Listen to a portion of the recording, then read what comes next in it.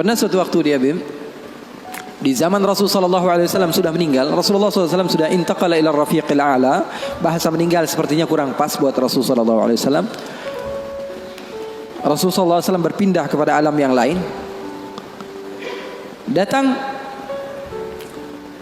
Rasulullah SAW di zaman Sayyidina Uthman bin Affan. Nuaiman duduk di depan masjid Rasulullah SAW. Rasulullah sudah nggak ada. Nuaiman sumpek. Biasanya Rasulullah SAW dimainin sama dia. Ini duduk di masjidnya Rasulullah SAW. Nggak ada kerjaan dia. Dia ambil batu, dia lempar, ngeliatin orang yang bolak balik sana. Kalau kata orang Malaysia, pusing sana, pusing sini, balik sana, balik sini. Nuaiman melihat ada orang yang buta, orang yang nggak bisa melihat, megang tongkat. Jalan, dia pusing sana, pusing sini, balik sana, balik sini. Nuaiman, saya lagi sumpek, ini orang bikin tambah sumpek. Dipanggil sama Nuaiman, buta, kemari kamu. Ini Nuaiman gak bisa ngelihat orang kecuali dikerjain. Itu Nuaiman, gak bisa ngelihat orang kecuali kerjain. Tapi dia dicintai oleh Allah. Susah kan, kalau Allah udah cinta. Makanya cari cinta Allah, bukan cari surganya Allah. Cari ridha Allah, jangan cari surganya Allah. Surga itu makhluk, tapi ridhanya Allah, cintanya Allah itu yang paling mahal. Nuaiman akhirnya dipanggil buta. Buta, kamu kemari. Kenapa, kata si buta? Saya ini pusing, saya lagi sumpek, ngeliat kamu tambah sumpek, kata Nuaiman. Saya ini bukan mau bikin sumpek orang, kata si buta. Lalu apa yang kamu ingin lakukan? Saya ini dari tadi cari toilet, saya kebelet, kata si buta. Saya bersama anak saya yang biasa membawa saya, tapi anak saya sekarang sedang pergi ke pasar. Saya tidak tahu di mana dia. Saya sudah nggak kuat, kata Nuaiman. Oh, kamu cari toilet, bilang dari tadi, nanti saya bantu, kata Nuaiman. Dipegang tangannya sama Nuaiman. Ini mau balas dendam ini Nuaiman. Dipegang tangannya, dibawa kemana? Ke masjidnya Rasulullah Sallallahu Alaihi Wasallam. Dulu masjid nggak ada toiletnya, beda sama sekarang. Sekarang orang ke rest area, ngeliat ada masjidnya nggak? Ada. Mau ngapain? Mau sholat duha? Bukan, cari toiletnya. Orang zaman sekarang kan begitu. Maka Nuaiman memegang tangan si buta, dibawa ke masjidnya Rasulullah. Kira-kira sudah dekat mihrab, di samping, di depan, katanya, oh ini toiletnya. Kamu mau ngapain? Terserah kamu di sini. Apakah sudah tidak ada orang di belakang saya? Tidak ada, sudah aman tempatnya. Nuaiman kabur udah nggak ngurusin lagi udah. Orang lagi sholat banyak, sahabat-sahabat tabi'in lagi pada sholat. Ini tiba-tiba di depan, bayangin di depan situ ada yang buka celana. Yang lagi sholat, mereka mempercepat sholatnya, lalu maju ke depan, ingin dipukul ini orang. Ternyata ketika dilihat, wah buta ternyata. Kenapa kamu berani buang air kecil di masjidnya Rasulullah? Awa masjidi Rasulullah. Apakah ini masjidnya Rasulullah? Iya, ini masjidnya Rasulullah. Inna lillahi wa inna ilaihi raji'un. Kata siapa? Si buta ini. Tadi saya cari-cari toilet, tiba-tiba saya berjumpa dengan orang yang sepertinya orang baik. Dari tutur bicaranya adalah orang baik. Dia katakan ini adalah toilet, tempat buang air kecil. Kata sahabat-sahabat, pasti ulahnya Nuaiman. Karena semua sudah tahu, sudah ini kerjaan Nuaiman, gak ada selain dia. Maka siapa-siapa, kata si buta? Nuaiman. Oh, kurang ajar Nuaiman. Saya nadar, saya tidak keluar dari kota Madinah, pulang ke kampung saya sebelum saya pukul Nuaiman dengan tongkat saya. Buta ini sudah begitu marah. Akhirnya dia keluar dari masjid, dia cari-cari. Dia pusing sana, pusing sini, lari sana, lari sini. Dia cari di mana yang namanya Nuaiman. Tanya ke sana, tanya kemari. Tahu nggak Nuaiman? Oh, Nuaiman kalau dicari nggak bakalan ketemu. Tiba-tiba dia sudah capek, ini si buta. Nuaiman datang. Nuaiman tanya, nakar sautu. Dia rubah suaranya. Buta, lagi ngapain sendirian di sini? Dia bilang, saya lagi sumpek ini. Sumpek kenapa? Saya ditipu sama orang. Siapa namanya? Nuaiman. Terus kamu mau ngapain sekarang? Saya mau balas dendam. Oh, sini saya antar kamu kepada Nuaiman. Padahal yang ngomong siapa? Nuaiman. Ini bukan cerita-cerita saya yang bikin loh, bukan. Ada riwayatnya. Maka Nuaiman memegang tangan si buta, dibawa lagi kemana? Dia bohongi, dia tipu. Dia ajak keliling-keliling dulu, seakan-akan tempatnya sudah jauh. Selepas itu dia bawa ke masjidnya lagi. Dibawa lagi ke masjidnya Rasulullah SAW.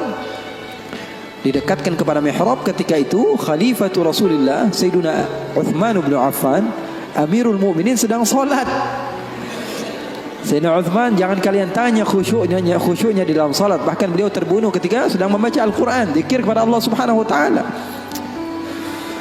Dibawa oleh Nuaiman si buta dengan tongkatnya, disuruh pegang-pegang di mihrab. Ada orang enggak? Ada. Itu tuh Nuaiman itu, dia pura-pura soleh, itu dia habis nipu kamu, dia pura-pura salat katanya. Oh, ini Nuaiman. Iya. Akhirnya Nuaiman pergi. Nuaimannya pergi. Buta ambil apa?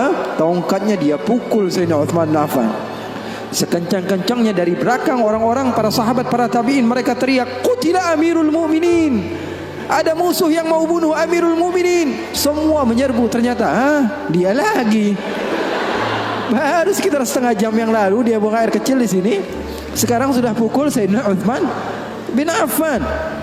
Akhirnya semua orang bingung. Dia bilang, "Kenapa kamu pukul Amirul Mukminin?" Katanya gemeter dia. "Saya pukul tadi barusan Amirul Mukminin. Saya ditipu sama orang. Orang bilang itu adalah Nuaiman." Kata si buta, "Demi Allah, semenjak sekarang saya tidak akan pernah percaya lagi sama manusia." Jadi hal-hal yang seperti itu ada. Bahkan di zaman Rasulullah sallallahu alaihi wasallam diriwayatkan beberapa ashabus sunan, mereka meriwayatkan Nuaiman ini pernah di zaman Rasul loh, di zaman Rasul. Terusin ya. Penyemangat Habib Muhammad. Tapi dia curang. Di tempat saya cuma berbicara 10 menit aja. Kalau ceramah di tempat saya hanya 10 menit. Saya sudah setengah jam lebih nih. Hampir sejam. Double ini, Beb.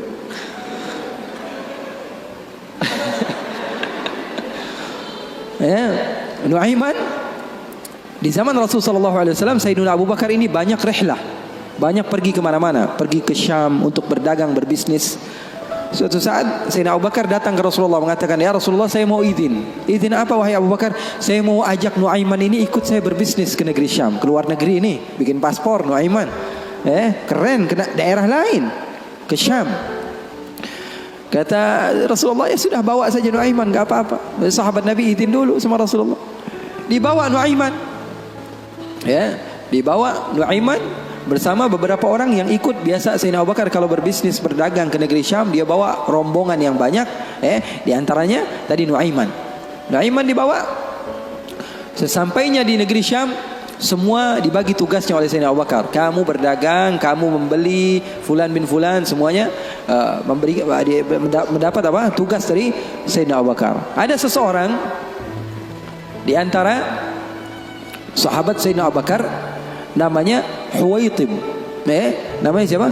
Huwaitib. Ini orangnya polos. Orangnya polos banget. Kata Sayyidina Abu Bakar, "Kamu seperti biasa wahai Huwaitib. Apa kerjaan kamu?" "Pekerjaan kamu jaga makanan. Kalau saya minta makan, kamu kasih. Kalau saya belum datang, maka jangan beri makanan." Nuaiman tanya, "Saya kerjaannya apa wahai Abu Bakar?" "Kamu mau ngapain terserah kamu wahai Nuaiman. Yang penting kamu hadir bersama-sama." Rasulullah SAW dan sahabatnya itu manhaj mereka, nggak melulu serius aja. Kalau kalian dapatkan guru-guru kalian mengajak sedikit bercanda kepada kalian atau berlaku asik kepada kalian, itu manhaj Rasulullah SAW di dalam menggapai hati seseorang sehingga dia mau untuk mendekati agama Islam. Ini enggak, dikit-dikit matanya melotot, melihat ke kanan bilang sesat, melihat ke kiri dibilang sesat. Ini orang salah, ini orang enggak betul, ini orang enggak baik. Enggak, Rasulullah enggak begitu. Rasulullah SAW penuh dengan kebijakan. Enggak juga Rasulullah SAW ngegampangin. Wah, ini boleh, yang ini boleh, yang ini boleh, semuanya boleh. Enggak juga. Ada batas-batasannya. Makanya kalian beruntung di dalam satu manhaj, la ifrat wa la tafrid. Enggak berlebih-lebihan, enggak kekurang-kurangan. Maka Nuaiman bertanya kepada Sayyidina Abu Bakar, "Kerjaan saya apa?" "Pekerjaan kamu terserah, mau ngapain aja." Sayyidina Abu Bakar pergi berbisnis. Nuaiman enggak ada kerjaan, akhirnya lapar. Dia datang kepada Huwaitib, mengatakan kepada dia, "Tib, saya sudah lapar nih. Saya pengen makan nih. Berikan kepada saya makanan." Kata Huwaitib, dia mengatakan, wahai Nuaiman, Sekarang belum waktunya makan, kita tunggu Abu Bakar. Sekitar sejam 2 jam lagi dia datang, baru saya akan berikan makan. Ini kan amanat dari Sayyidina Abu Bakar, sahabat Nabi. Ini orangnya polos banget ini, sahabatnya Sayyidina Abu Bakar. Akhirnya Nuaiman bilang, saya sudah lapar, saya nggak bakalan kuat nunggu Abu Bakar. Ini orangnya aneh, yang ini orangnya polos. Yang satu bilang, wah enggak, saya takut dibilang enggak amanah. Oh, kamu berani melawan saya, kata Nuaiman. Lalu melunak ini Huwaitib, dia bilang, tolonglah Nuaiman, jangan jahat sama saya. Kalau Rasulullah saja bisa kamu kerjain, apalagi saya. Tolonglah, katanya, jangan macam-macam. Kata Nuaiman, kamu berikan makanan, kalau tidak saya bikin masalah sama kamu. Ngancam Nuaiman. Akhirnya dia mengatakan, waduh gimana ini? Ini amanat dari Abu Bakar. Sudah, terserah kamu. Yang terpenting saya tidak akan berikan makanan sehingga Abu Bakar datang. Kamu mau ngapain terserah kamu. Akhirnya Nuaiman bilang, wah nantang saya, kata Nuaiman. Apa yang dilakukan Nuaiman? Nuaiman pergi ke pasar. Dia cari tempat penjualan hamba sahaya. Dia lihat, wah ini hamba sahaya jual. Berapa harganya? 300 dirham. Yang ini berapa? 300 dirham. Yang ini berapa? 300 dirham. Wah, dia bilang, mahal-mahal ya hamba sahaya di sini, kata. Loh, memangnya kenapa? Saya punya hamba sahaya, saya mau jual 100 dirham saja, kata. Apa kata Nuaiman? Saya punya hamba sahaya, saya mau jual 100 dirham saja. Wah, murah sekali hamba sahaya kamu. Iya, cuma dia punya kekurangan. Kekurangannya apa? Kalau kalian tangkap, dia bakalan bilang, saya bukan hamba sahaya, saya orang bebas. Saya bukan hamba saya orang bebas. Wah, kata orang-orang, saya mah nggak perlu sama bacotnya, yang penting kerjanya. Dia mau ngomong apa terserah, yang terpenting dia mau kerja. Oh, kalau begitu deal, saya jual hamba sahaya saya, dapat uang 100 dirham nih, uang yang banyak. Kemudian didatangi Huwaitib, kemudian dikatakan, wah itu hamba sahaya saya. Ditangkaplah Huwaitib. Teriak-teriak dia, saya bukan hamba sahaya, saya orang merdeka. Kata yang beli, kami udah tahu ini kekurangan kamu. Nuaiman tuh cerdasnya, pinter otaknya. Akhirnya dibawalah ini orang ke pasar dan dijual di pasar. Itu sahabat Nabi padahal dimainkan sama Nuaiman. Nuaiman ambil uangnya, dia beli makanan, beli baju, belanja dia, shopping akhirnya. Dia beli peralatan segala macam, dia pulang akhirnya. Sayyidina Abu Bakar tanya, mana ini Huwaitib, katanya. Mana kok nggak ngasih makanan sama sekali? Di mana dia pergi? Kata Nuaiman, udah aneh jual. Jujur lagi dia, udah, di mana ente jual? Salah sendiri katanya. Saya minta makan nggak dikasih makan, akhirnya jual. Ketawa Sayyidina Abu Bakar. Di mana kamu jual? Ayo kita pergi ke dia. Dicari di pasar, ternyata Huwaitib masih berada di satu tempat, di situ dia dijual. Untung belum dibeli orang itu. Berapa kalau udah dibeli orang lain kan? Sayyidina Abu Bakar bilang, ini berapa harganya? 300 dirham. Dibayar sama Sayyidina Abu Bakar langsung. Dibayar sama Sayyidina Abu Bakar. Akhirnya dibawa pulang ke kota Madinah. Sayyidina Abu Bakar menceritakannya kepada Rasulullah SAW. Rasulullah tertawa sejadi-jadinya, katanya, hatta badat nawajidhuhu, sampai katanya gigi geraham Rasulullah kelihatan, katanya. Saking Rasulullah tertawa sejadi-jadinya ketika mendengar kisah antara Nuaiman tersebut. Katanya halal haul, kata perawinya, sampai 1 tahun berlalu kisah Rasulullah pasti tetap tentang Nuaiman ngejual sahabatnya yang lain. Rasulullah SAW hidupnya asik. Rasulullah SAW hidupnya seru. Oleh karena itu, yang terpenting apa? Ilmu walaupun sedikit tapi amal. Ilmu walaupun sedikit tapi amal. Oke, nggak apa-apa, asik-asikan di dalam kehidupan dunia kita, nggak apa-apa. Yang terpenting apa? Berlandaskan ilmu. Amal itu berlandaskan ilmu. Abdullah bin Mubarak tadi, dia datang ke goa, berjumpa dengan seseorang yang sudah beribadah selama 40 tahun. Abdullah bin Mubarak bilang, wahai Syekh, doakan saya, kamu adalah orang yang soleh, orang yang dekat dengan Allah, doakan supaya saya dekat kepada Allah Subhanahu wa taala. Katanya, iya, baiklah, saya akan doakan kamu. Ini kata orang yang rajin ibadah tadi, 40 tahun dia beribadah. Didoakan oleh dia. Kemudian Abdullah bin Mubarak, ringkas cerita, izin pulang. Ketika pulang, Abdullah bin Mubarak melihat keanehan. Ini kok hamba Allah, dia pakai gelang. Bukan pakai gelang, pakai kalung. Ini kok dia pakai kalung? Ketika diperhatikan sepertinya ada sesuatu di kalungnya. Ketika didekati ternyata apa? Dia pakai bangkai tikus. Jadi di sini dia pakai kalung, di bawahnya ada bangkai tikus. Na'udzubillah min dzalik. Ditanya sama Abdullah bin Mubarak, itu yang kamu pakai apa? Oh, ini ceritanya sudah lama, katanya. Bagaimana ceritanya? 40 tahun yang lalu Ketika saya pertama kali datang ke tempat ini untuk beribadah hijrah kepada Allah, saya mau hijrah nih. Saya tinggalkan kehidupan saya yang lalu. Saya duduk di tempat ini, saya beribadah. Saya rapikan tempat ini karena saya tahu tempat ini tempat makan saya, tempat tidur saya, tempat sholat saya. Ketika saya sedang merapikan, ternyata ada tikus. Akhirnya saya bunuh. Takut saya diganggu oleh tikus tersebut. Setelah saya bunuh, saya berpikir, saya beristikharah. Dia bilang istikharah lagi. Dia bilang, saya pikir saya datang ke tempat ini untuk beribadah kepada Allah, tapi kenapa saya mengganggu hambanya Allah? Maka setelah itu saya bernadar, saya tidak akan sholat kecuali membawa dia. Dia bilang, saya tidak akan sholat kecuali membawa dia.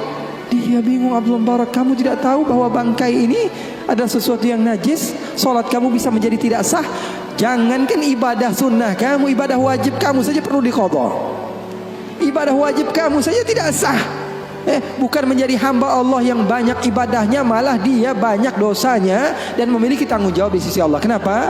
Alasannya karena nggak punya ilmu. Mau banyak-banyak hasil tapi ilmu nggak ada. Itu namanya PA. Tahu nggak? Mau banyak hasil tapi ilmunya nggak ada. Banyak kerjanya tapi bukan berlandaskan ilmu, maka hasilnya juga kosong. Oleh karena itu pesan saya, kalau kumpul-kumpul sama habaib, sama ustadz-ustadz, sama siapapun orang-orang yang memiliki ilmu, ambil walaupun sedikit daripada ilmunya, amalkan itu saja dulu. Ya, nanti jangan terlalu banyak pengennya begini, pengennya begitu, pengennya langsung jadi wali, ya jangan. Mencontoh gurunya ketika gurunya sudah jadi, itu kesalahan besar. Tuh catat. Mencontoh guru ketika guru sudah jadi, itu kesalahan besar. Mencontoh guru itu ketika dia belajar. Ketika dia berusaha. Nggak ada orang yang alim, orang yang sukses kecuali dulunya dia susah. Ini mau nyontoh yang udah kerennya doang. Gaya berjalannya, pengen mobilnya sama, handphonenya sama, semuanya pengen sama, penampilannya pengen sama. Nanti dulu. Kalau kamu di masa hijrah, kamu contoh ketika guru kamu sedang berusaha, dan insya Allah itu manfaat bagi kita semua. Waktu kita masih ada beberapa menit, insya Allah untuk doa, untuk Habib Muhammad doa.